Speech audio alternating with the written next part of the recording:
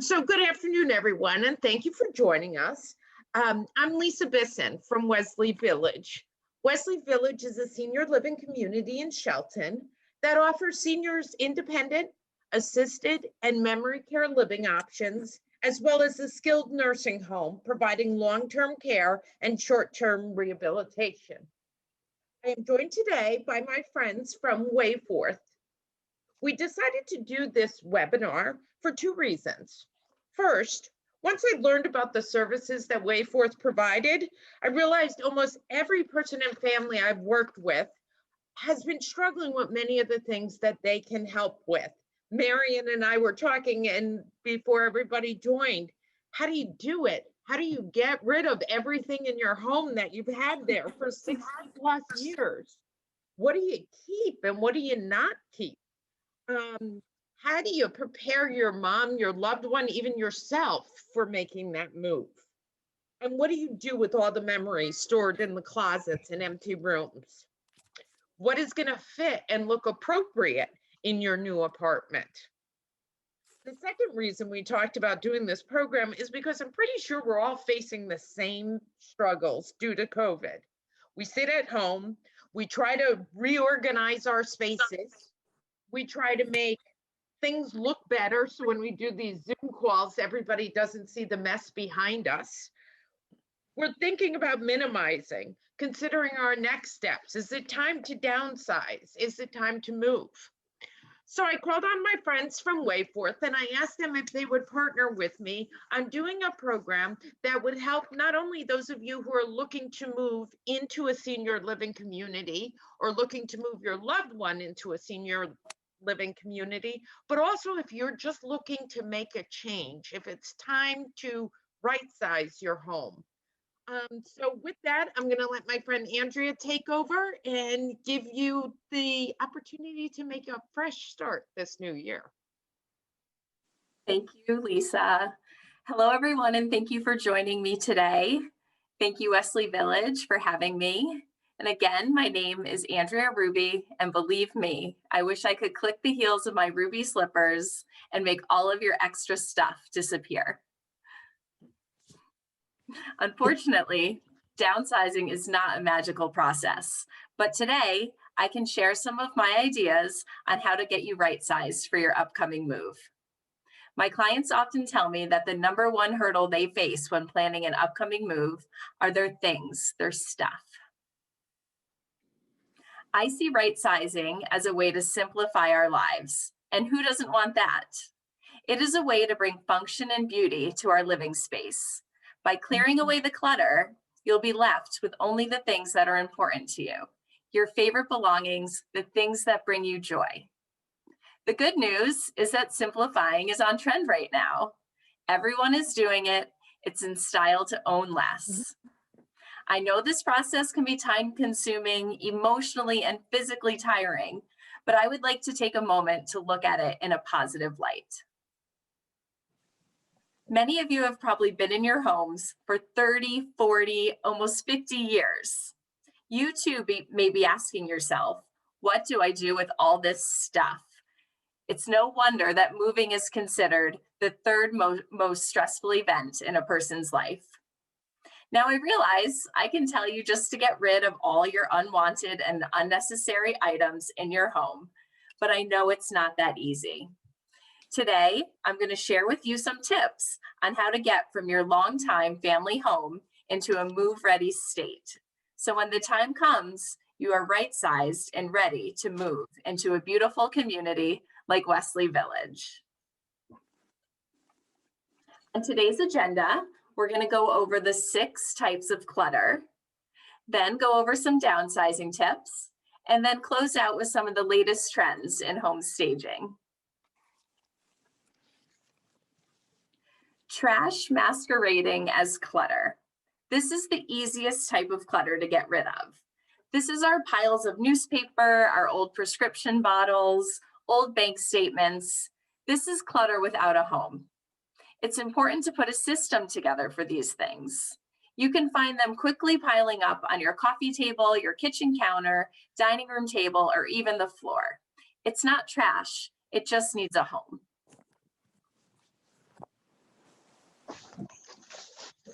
Next slide, Lisa. Thank you. This is abundance clutter.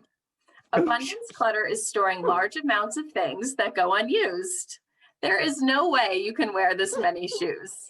And for me personally, I have an abundance of pocketbooks. A much quoted statistic that I love is that women only wear 30% of their wardrobes. 30%. So statistics say we do not need another pair of shoes.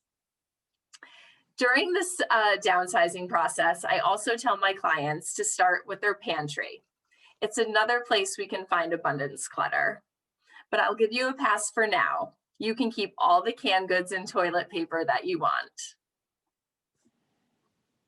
And when you're downsizing, put down the membership cards. Next up, we have bargain clutter. We all love a good sale, don't we?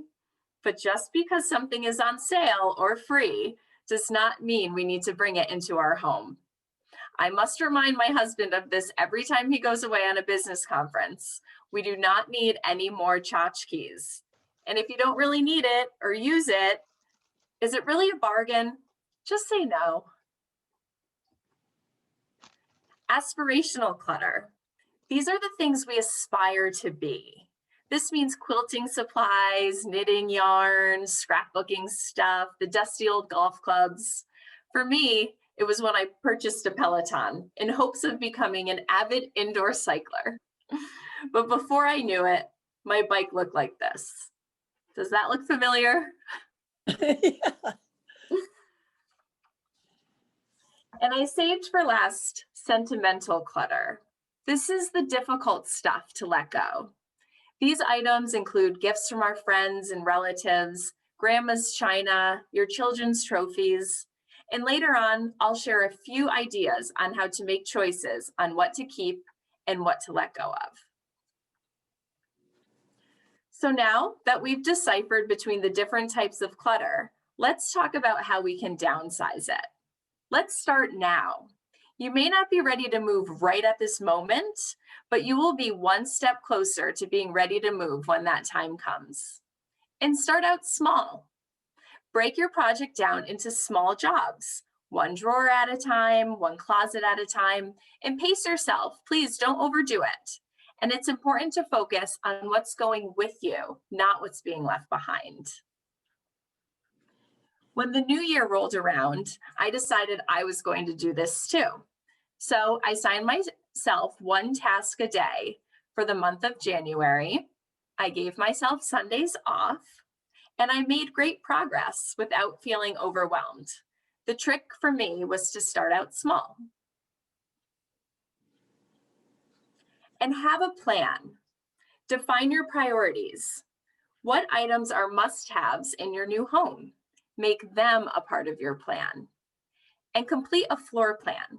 It is the best way to ensure that your furniture and content will fit into your new home.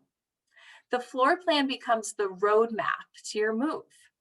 My clients often tell me that this is the best service that we can provide. Wesley Village provides me, Wayforth, with apartment floor plans so we can help you establish your priorities. Set your timeline. Wayforth can help to complete a timeline for your move. And once you have your floor plan and your timeline, you will feel a great weight has been lifted. And enlist help. You do not have to go through this alone. Here at Wayforth, we can help you every step of the way.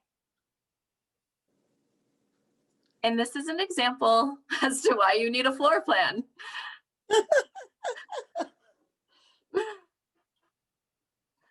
Start in an unemotional area. Start in an area that doesn't have much emotional attachment for you, like a linen closet. And I say this for two reasons. It's faster, and you get into the practice of letting go of unimportant things. The goal is to get used to letting go of things so that when you're dealing with the sentimental items, you are more likely to release them.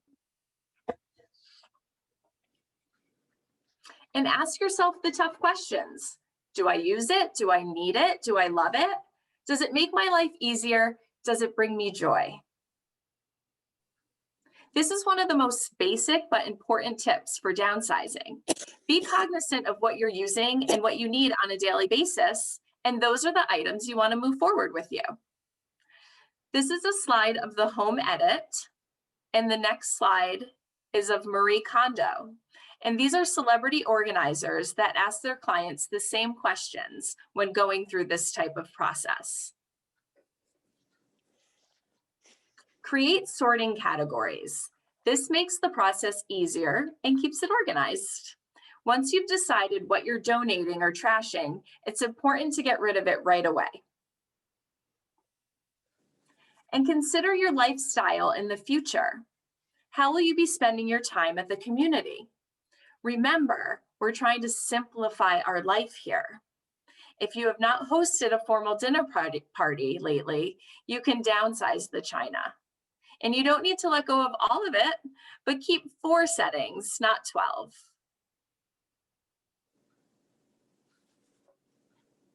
And keep your favorite collectibles. Sometimes it can be difficult to part with your collections. You've spent years hunting for them, whether it be stamps, Hummels, or milk glass. The joy was in looking for the items and selecting them.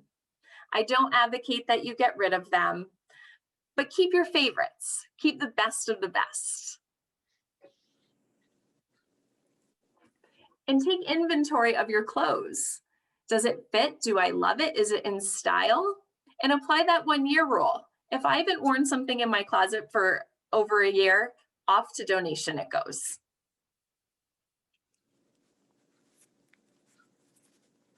And eliminate the extras. The kitchen is a great room to start with for this. All you have to do is open your cabinets. And donate the small appliances that don't get used often. Eliminate duplicate items. Do you really need that many potato peelers? And work on downsizing all those pots and pans. Start shredding. Paperwork and files pile up quickly. Look for free local shredding events in your area. I know UPS stores partner with Shred Nation to provide shredding receptacles, and realtors, banks, county governments, and transfer stations are a great resource for this. Share your stories. Downsizing sentimental items, I save for last. Take your time with this process and enjoy the trip down memory lane.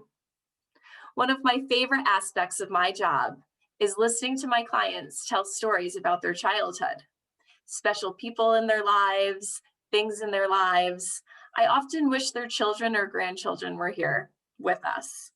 I encourage them to share their stories by writing them down or making a video. It preserves your stories and your voices will always be heard.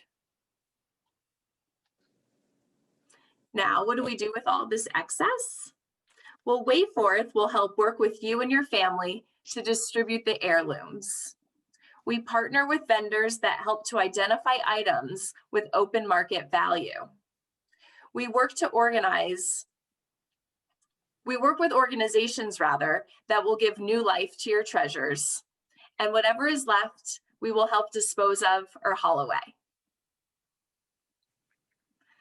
And this slide always makes me laugh because, we want to save all of our furniture for our children, but the fact is, they have homes of their own and all of their own stuff.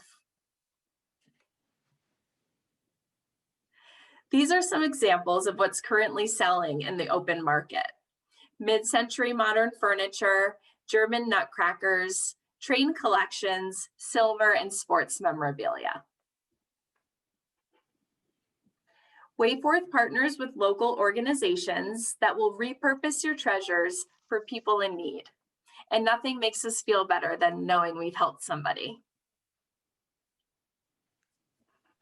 Now that we've downsized and we're ready to move, it's time to prep our home for sale. Some of the latest trends in staging your house for sale are neutral color palettes, open floor plans that make for good conversations, bright lighting, and clean. windows. My real estate agent friend told me that the first thing she tells her clients when they're getting their house ready is to clean their windows. Nate Berkus, a well-known interior designer, I once heard him say on the Oprah Winfrey Show that everyone should have at least one living plant in each room of their home. So let's bring the outdoors in. We want to use thoughtful decor, clean off all of our countertops, and depersonalize the space. I always recommend cutting down on family pictures because when someone is viewing your home, they want to be able to picture their family in the space. And don't forget curb appeal. This is the first impression a potential buyer is seeing when arriving to your home.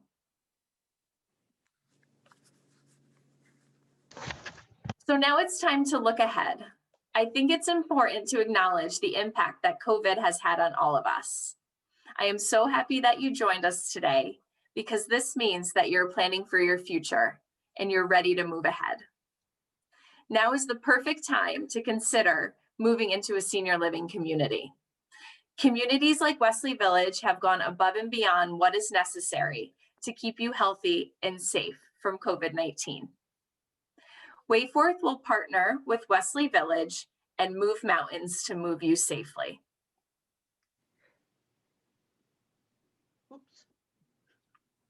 During COVID, Wayforth was deemed an essential business, and like you, we are going to continue to move forward.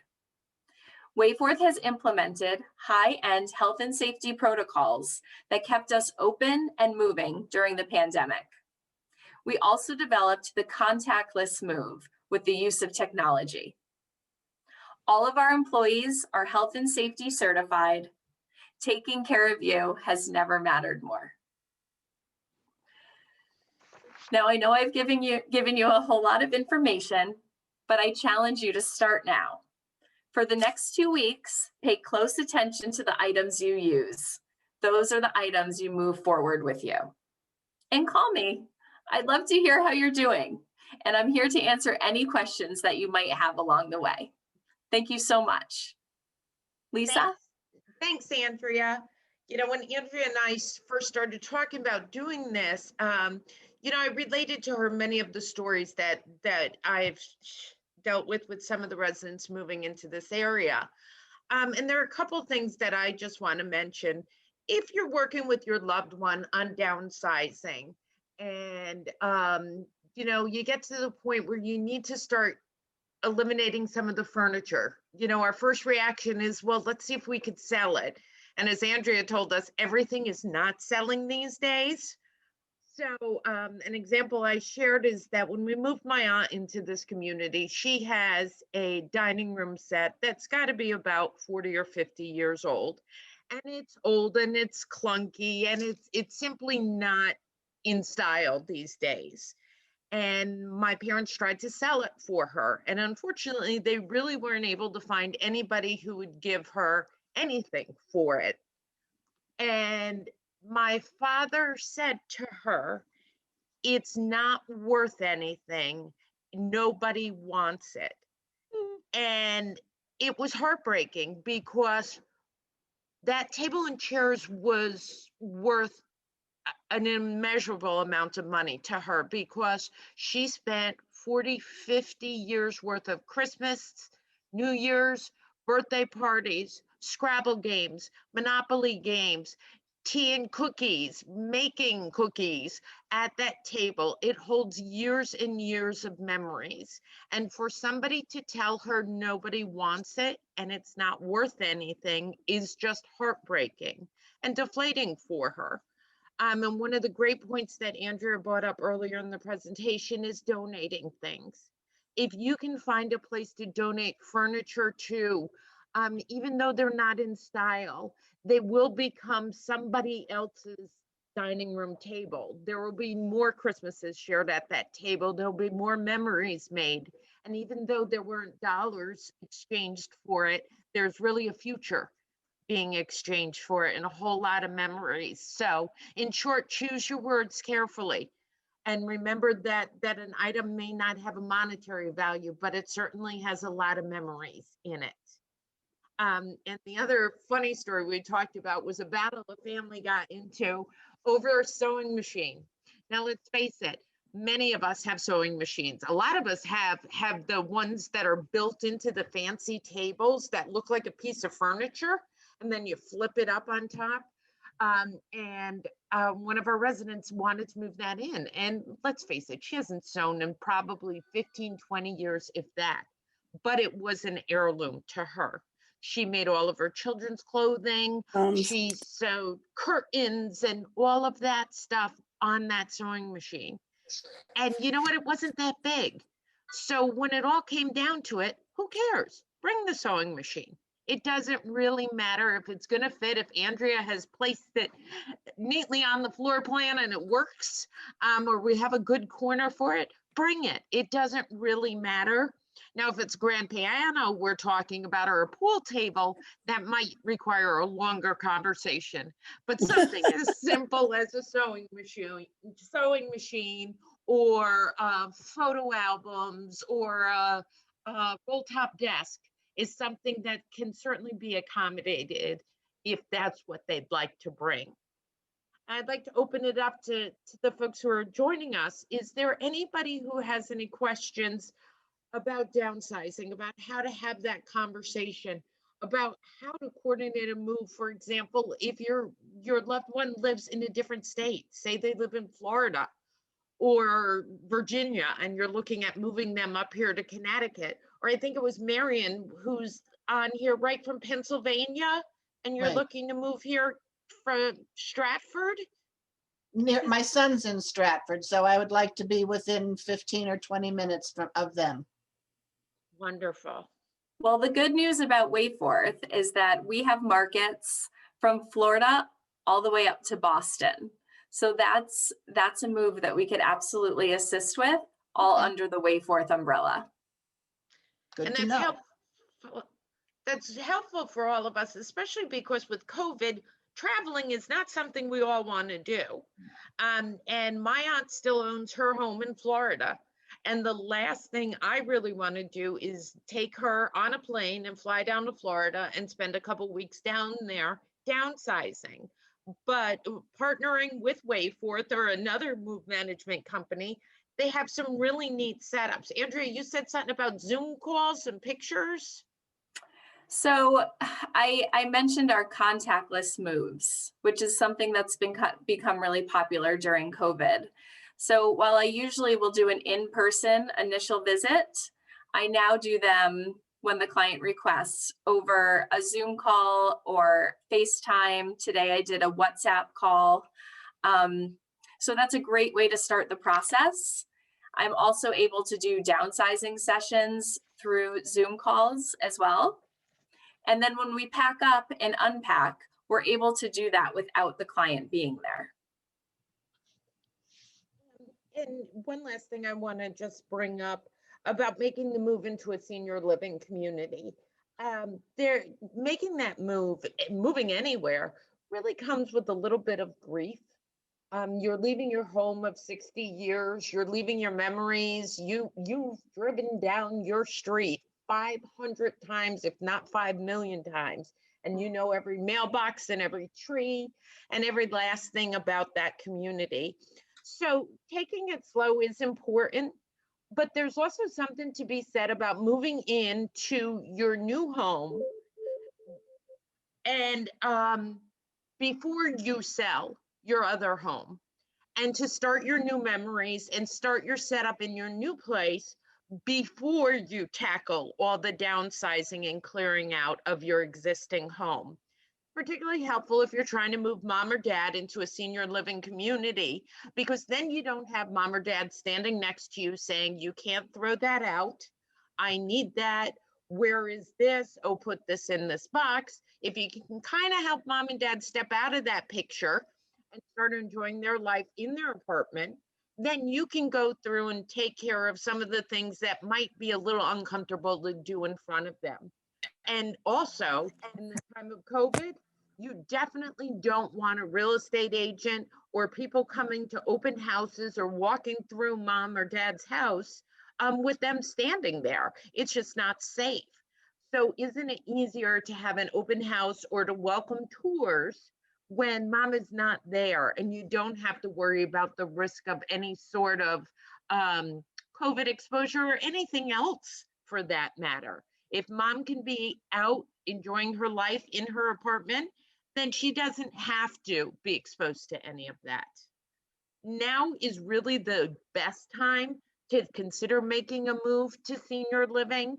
And I know it sounds funny because of everything the media and whatnot has covered about COVID and senior living and nursing homes, but everybody in our community has gotten the COVID vaccination.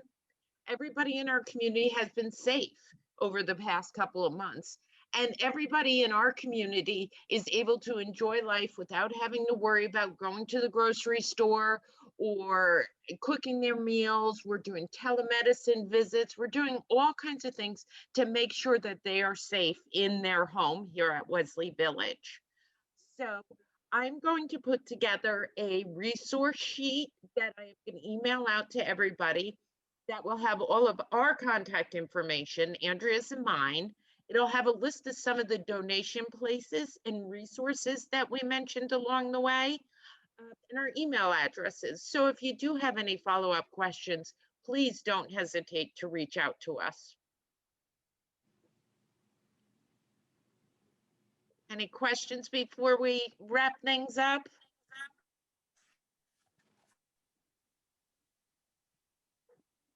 Want to make sure there's nothing in our little chat box.